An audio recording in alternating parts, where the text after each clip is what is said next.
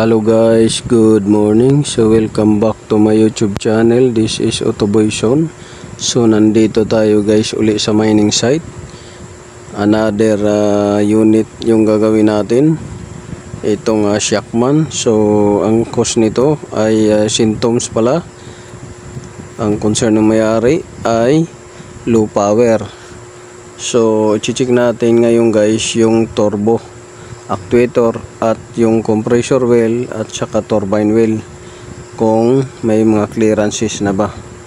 So yan yung pagtuunan natin ngayon ng pansin dahil na-check na natin yung fuel lines nya, okay naman, one click pag in-start, so walang issue sa pressure. Pero pagka nandun na sa bundok, paakyat na, pagdating sa tuktok maglo-low power na siya. So yan yung pagtuunan natin guys. So sundan nyo lang guys yung video kung ano yung tinanggal natin at i-check. So enjoy watching guys. Kung bago pa lang kayo guys sa YouTube channel ko, so don't forget to like, share, subscribe my YouTube channel Otoboy Son para updated kayo ng aking mga video ilalabas, para doon sa mga baguhan na mekaniko at para din doon sa mga datihan na gusto pang magkaroon ng kalaman. Sharing is caring to guys. So panoorin nyo lang guys hanggang sa dulo ng video na to para magkaroon kayo ng idea, at ang result nito guys ay kaabang-abang. So dito guys, tinaas na natin muna yung dam box nya para magkaroon tayo ng space doon sa likuran ng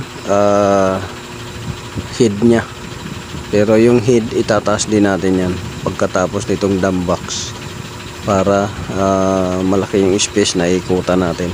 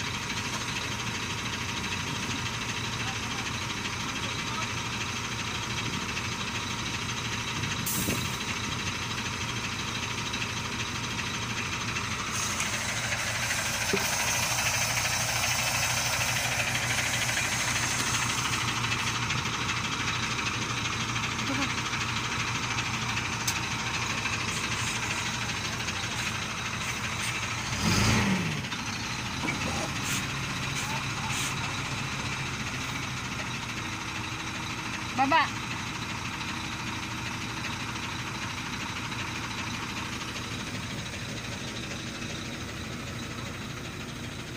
Okay, abante.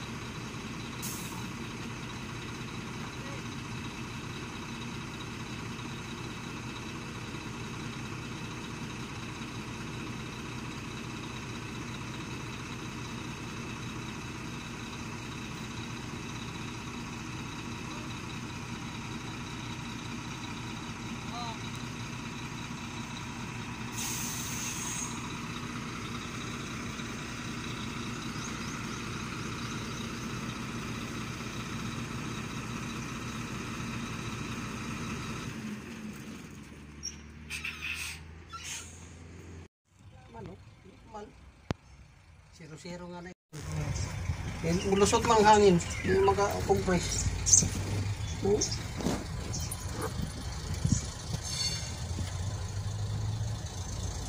May clearance.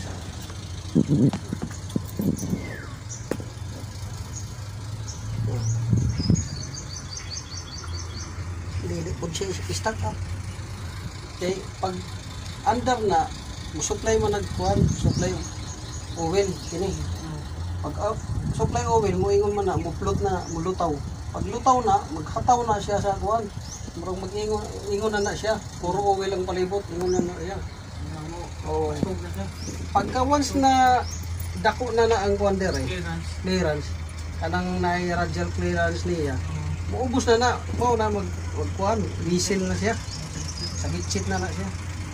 Eh, bisag itulak sa oil. So matapos natin guys i-check yung compressor well. So okay naman yung compressor well. Walang radial clearance, walang clearance niyang shafting. Ang compressor well is intact. Walang galos or walang something na abnormal. So ngayon guys, ang pagtuunan na naman natin ng pansin itong turbo actuator niya. Kung gagana ba, dahil napansin ko nito parang stuck up siya kahit na revolution mo, hindi siya gumagalaw. So yan yung pagtuunan natin ngayon ng pansin. Bago nating baklasin yung likuran ng turbine wheel para ma-check natin kung mayroon pa bang turbine wheel to. Baka maya napudpud na, nasunog na. So yun guys yung check natin. Pero ang problema kasi nitong unit na to guys ay makatakbo siya ng ilang may power pa. Pero maya maya mawala ng power. Sunod babalik na naman yung power niya. So possible nito guys is mechanical.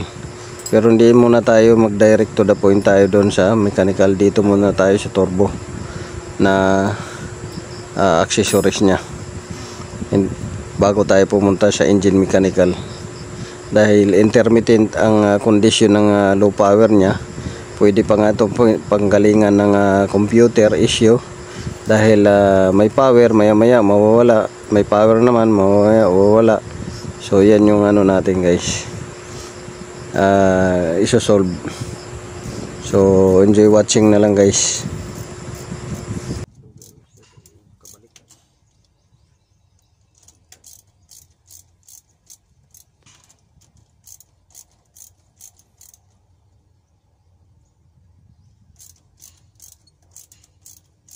Kay ang ako basta turbo nga na yung problema, maintain gyud nag low power bisag wa pa na kadagan anong direra pandaran nimo permi na low power gina di na mo na may power tapos pagdagan wala di na mo tuyo kang iyang kuan diha pan may pan man sa kamay sulod turbine. Wala ya akong kuan kay pwede pa noon sa injector, kay ang injector pag kadugay magpasok na siya init bago man ang performance niya. Di kay bisag kung saan nimo kadot-dot ka accelerator wa na gyud. Nako basta injection pump mo wala na pirsa. Nya kay nag-ingon mo to si kuan gapon ng mekaniko sa galos power na diha sa kuan kanang mga kuryente sa injector ba. Ug dili diha injector. Solenoid lagi niya. Di ako nga nagingnan si sir, siya na ang tango ng injector. Nagay karon isang ganyan sa isang kabalagbag. Bago to yung sa iyo. Pero mas guwapo tong luma kay prestige ng lamiga. Ayun dia. o jaman nailang stock. O nangayo pa ko kwarta ni Jigjig sakaling. Nailang stock. Wala man among gitanaw wala man. Kunya sa may findings. May clearance. Sa may findings mo. Di kini nga isunod na ako tanaw ng resistance bawat injector tanaw na ako resistance. Resistance sa solenoid ba? kung napasa kuan na sa speak para itong dito bitaw. Oh, lagi. Magnetic control valve na atong gialis na bagsak ng resistance niya. Oo. Pag musulod ang kurente ito, Yun ang sinasabi ni Ping, yung mekaniko, na tanggalin daw, tulungan tanggalin, tapos ikaw ang So matapos natin guys maibalik yung tinanggal nating mga components sa turbo. Ito na guys, inaandar na natin. At pasensya na kayo, hindi natin na videohan doon sa may driver side, pero bumalik na naman yung power niya. So malakas na naman guys yung power niya. So ito yung problema niya. Pagka galing sa bundok, pagbaba sa garahe, bumabalik yung power niya. Pero pag nandun sa bundok, hirap na hirap doon sa akyatan. Pagdating sa tuktok ng bundok, babalik uli. Pag aakyat na uli, maglulo power. So yan yung symptoms nito guys. So sana itong ginawa natin ay magkaroon to ng resulta doon pagka iakyat to sa bundok. So this is Tuboyson guys. Maraming salamat. So may power na naman uli yung sasakyan. So iakyat na natin uli ito sa bundok para ma-road test.